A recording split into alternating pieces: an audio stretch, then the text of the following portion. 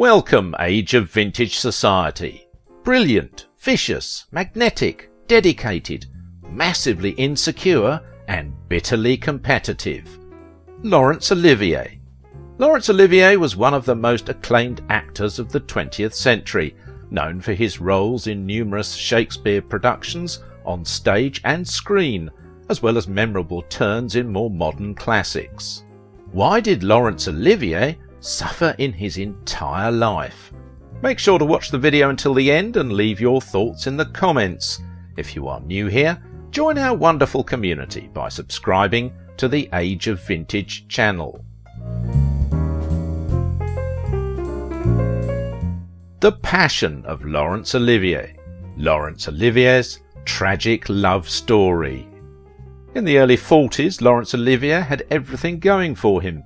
He was widely regarded as one of the two best actors to ever grace the British stage. His film career had been set aflame by startling performances in Wuthering Heights and Rebecca, and his gorgeous wife, Vivien Leigh, had just pulled off Scarlett O'Hara in Gone with the Wind. He was also at the apex of his career as a stone-cold fox, and as half of the first couple of Britain, he was the closest that a born-and-raised Brit would get to bona fide Hollywood stardom. He and Leigh lived in flagrant sin, still married to other people, for months, years, and the press treated it like an open secret. In this way, Olivier and Leigh were testaments to true passion narratives, and to their power to trump even the most potentially salacious gossip. But as would soon become clear, Leigh suffered from severe mental illness, and Olivier was unequipped to deal with the trauma of watching his long-time partner become unhinged in public view. After leaving Leigh for another woman, his image became that of a heartless, if passionate cad, a man of great genius and great unkindness.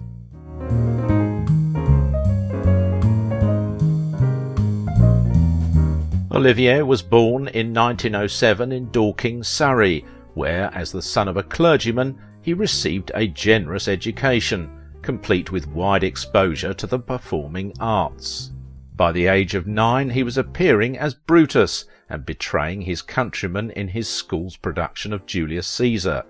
By all reports, Olivier's father was a harsh and exacting disciplinarian, the type of Anglican clergyman father you usually only see in movies. He relied heavily on his mother, who passed away when Olivier was only 12. Her last words were supposedly, "Darling Larry, no matter what your father says, be an actor. Be a great actor. For me." I'm somewhat dubious that a mother would utter a phrase so in line with the trajectory of Olivier's star narrative. But bygones. Olivier fulfilled his mother's wishes and at 19 joined the Birmingham Repertory Company. He was put to work doing menial un-Olivier things, ringing bells, moving props, not playing King Lear, etc. Olivier's first true break came in 1928 when, at the age of 20, he was cast as the lead in Journey's End, the first play with a realist depiction of life in the trenches during World War I. In 1928, Olivier appeared with actress Jill Esmond in Bird with a Hand, but when Esmond was selected to go with the troupe to America, Olivier was not. While Olivier and Esmond would remain married for the next 10 years, the marriage was an unhappy one. According to Olivier's own recounting, he failed to consummate the union on the wedding night and came to blame his sexual repression on his uber-religious childhood. He decided to jettison his religion but keep his wife. Smooth move, but it didn't save the marriage, nor did the birth of their son, Simon Tarquin, in 1936. The religion messed me up excuse might sound valid in hindsight, but bear in mind most of this discourse originated with Olivier's own autobiography, and as will become clear, he had some stake in excusing the demise of his first marriage.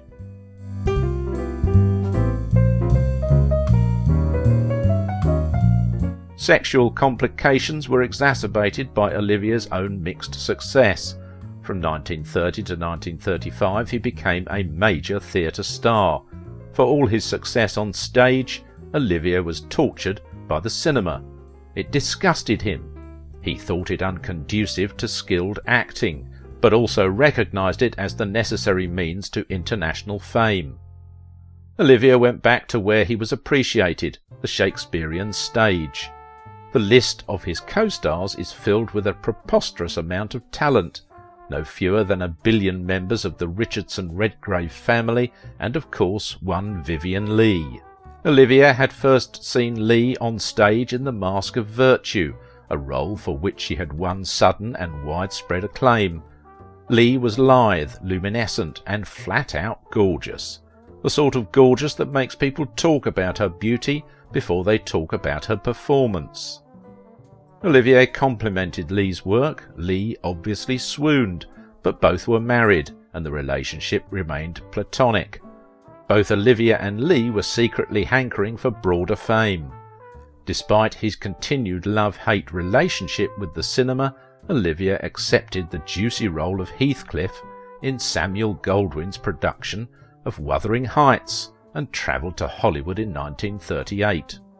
The film's director, William Wyler, had offered Leigh the supporting role of Isabella, but Leigh refused. Naturally, she only wanted to play Cathy, but the role of Cathy was already promised to Merle Oberon, a major studio star who would open the film. Olivier headed to Hollywood, leaving Leigh temporarily behind.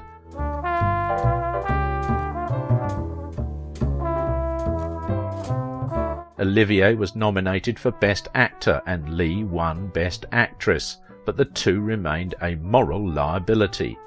Despite their positive reception, the visibility of their living-in sin-ness cautioned other American studios against signing them for another picture. Yet in 1940, Leigh's husband filed for divorce, and 2 weeks later Olivier's wife did the same. With their divorces finalised, Leigh and Olivier wed in a minuscule ceremony, with only director Garson Kanin and Katharine Hepburn as witnesses. More than his Heathcliff, more than his Maxim, these are the roles for which Olivier is remembered, and despite Olivier's reticence to direct, the film was a tremendous international success, earning nominations for Best Picture and Best Actor, plus a special award for his outstanding achievement as an actor, producer and director in bringing Henry V to the screen.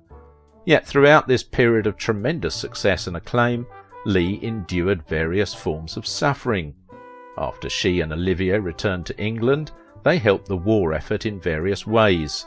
Films like Hamlet were viewed as public morale boosters, and both stars toured and performed for the troops. On one of these tours in Africa, Leigh fell ill with what would later be diagnosed as tuberculosis and took months to recover. Soon thereafter she discovered she was pregnant, but miscarried within weeks. These events precipitated a deep, stultifying depression, and the first of many breakdowns that would later be diagnosed as bipolar disorder.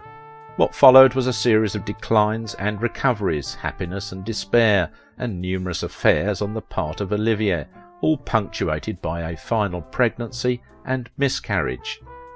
Even as they were driven apart, they continued to appear in dozens of productions, and both received tremendous reviews during this period. But by that time, Olivier didn't need to be taken away from his wife. His marriage had died under the sustained onslaught of the ambitious and predatory Vivien Leigh, who waged a determined campaign of seduction.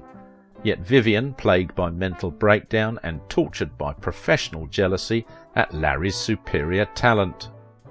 The late actress Phyllis Constam, who had appeared with Olivier on Broadway and who was a friend of mine, told me, "No one could have been more wicked than Vivien. She set out quite deliberately to destroy that marriage, and of course she succeeded."